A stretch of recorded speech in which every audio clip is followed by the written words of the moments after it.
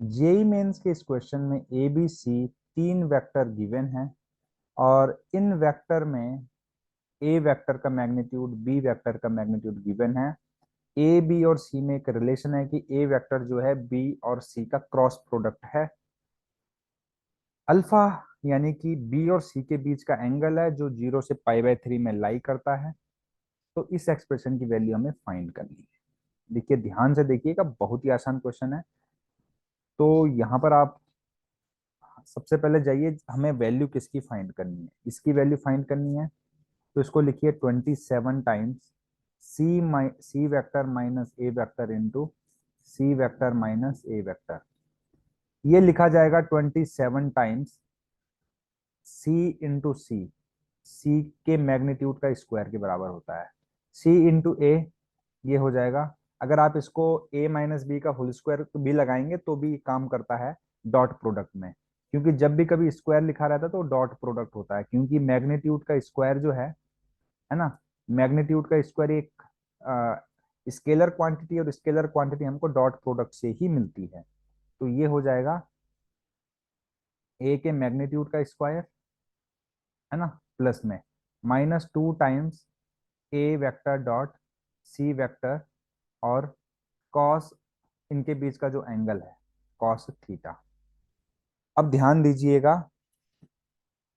कि ए जो है बी क्रॉस सी के बराबर है। तो यहां से क्या पता चला कि जो ए है वो परपेंडिकुलर है बी एंड सी के। आपको पता होना चाहिए कि जो क्रॉस प्रोडक्ट होता है बी और सी का, जो क्रॉस प्रोडक्ट होता है वो एक वेक्टर होगा जो कि बी और सी दोनों के परपेंडिकुलर होता है। तो यहां से पता चला कि ए और सी और ए और बी दोनों दोनों के बीच का एंगल 90 है। तो कॉस 90 हो जाएगा 0। क्यों? क्योंकि थीटा इक्वल टू 90 है। ये हमको क्रॉस प्रोडक्ट से पता चला। तो बस हमारा जो क्वेश्चन है वो इतना सा रह गया कि 27 टाइम्स सी वेक्टर का स्क्वायर प्लस ए वेक्टर का स्क्वायर, तो आपको पता है 2 का square that is equal to 4। Okay.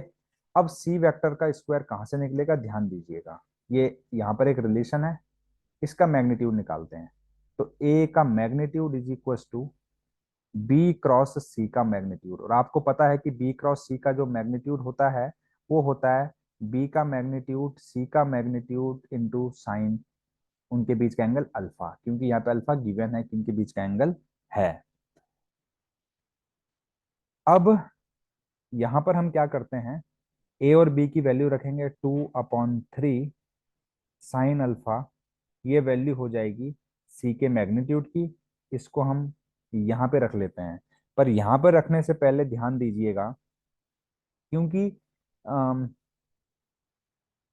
यहाँ पर मिनिमम वैल्यू पूछी गई, मिनिमम वैल्यू इस एक्सप्रेशन की। तो मिनिमम वैल्यू इस एक्सप्रेशन की तभी आएगी जब इसकी वैल्यू मिनिमम होगी। इसकी वैल्यू तब मिनिमम होगी जब सी की वैल्यू मिनिमम होगी। तो इसके लिए हमें साइन की वैल्यू मैक्सिमम चाहिए।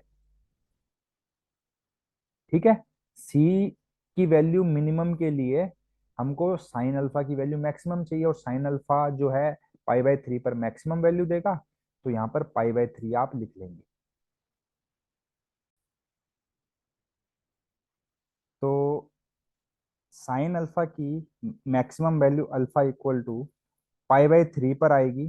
तो साइन π/3 की वैल्यू आपको पता है √3/2 होगी। तो यहाँ पे √3/2 हम जब रखेंगे तो सी का जो मैग्नीट्यूड है, सी का जो मिनिमम वैल्यू आएगा दैट इज इक्वल टू 2 × 2/3 सी के मैग्नीट्यूड का स्क्वायर निकाल लेते हैं। तो ये आएगा 4/3 का whole square which is equal to 16/27।